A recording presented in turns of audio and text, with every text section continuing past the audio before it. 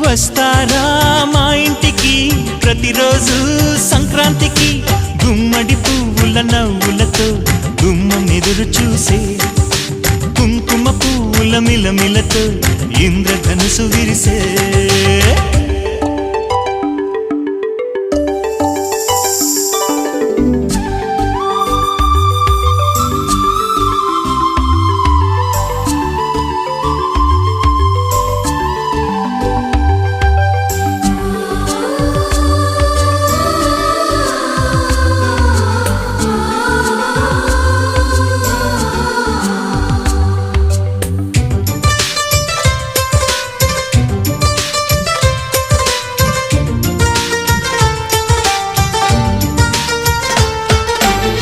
ఖుషి తోటలో